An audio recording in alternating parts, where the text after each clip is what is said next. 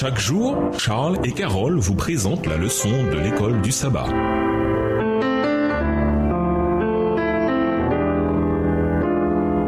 Bienvenue dans votre émission Dieu nous parle. Nous voilà à la leçon de dimanche. Favoriser l'emploi des psaumes dans la prière. Lisons Psaume 105, verset 5, Colossiens 3, verset 16 et Jacques 5, verset 13. Quelle est la place des psaumes dans l'expérience d'adoration du croyant? Psaume 105, le verset 5. Souvenez-vous des prodiges qu'il a faits, de ses miracles et des jugements de sa bouche. Colossiens 3, verset 16. Que la parole de Christ habite parmi vous abondamment. Instruisez-vous et exhortez-vous les uns les autres en toute sagesse par des psaumes, par des hymnes, par des cantiques spirituels, chantant à Dieu dans vos cœurs sous l'inspiration de la grâce. Jacques 5, le verset 13. Quelqu'un parmi vous est-il dans la souffrance qu'il prie? Quelqu'un est-il dans la joie qu'il chante des cantiques? Pour intégrer les psaumes à notre vie quotidienne, il y a un moyen simple. Consacrer chaque jour du temps à la lecture d'un psaume, en commençant par le psaume 1 et en suivant l'ordre du livre. On peut aussi lire les psaumes qui correspondent à notre situation actuelle, quelle qu'elle soit. Il y a des psaumes de lamentation ou de complaintes individuelles, des psaumes de lamentation ou de complaintes collectives, des psaumes d'action de grâce, des hymnes, des psaumes de pénitence, des psaumes sapientiaux, recherche de la sagesse et de la direction de Dieu, des psaumes historiques, des psaumes pleins de colère et de rage, et des psaumes de pèlerinage. Ce trimestre, nous en examinerons beaucoup et nous les étudierons dans le contexte de leur apparition.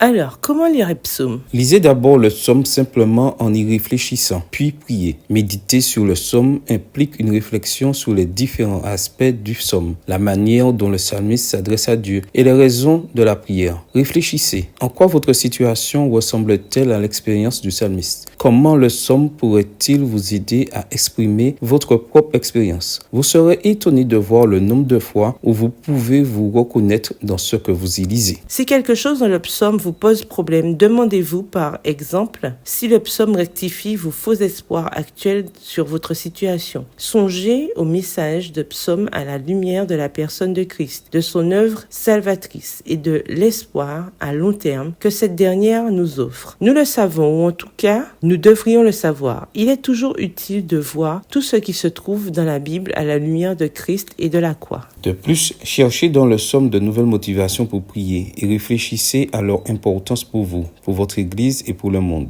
Demandez à Dieu de mettre sa parole dans votre cœur et vos pensées. Si le psaume correspond à la situation de quelqu'un que vous connaissez, intercédez dans la prière pour cette personne. L'idée, c'est que les psaumes abordent tellement d'aspects de l'existence que nous pouvons être enrichis en lisant et en absorbant dans nos cœurs ce qu'ils nous disent. Que la parole du Christ habite en vous avec toute sa richesse. Colossiens 3, le verset 16. Que signifie cette déclaration? Pourquoi la lecture de la Bible est-elle la première étape et l'étape la plus cruciale vers cette expérience? Au revoir. Et à demain si Dieu veut.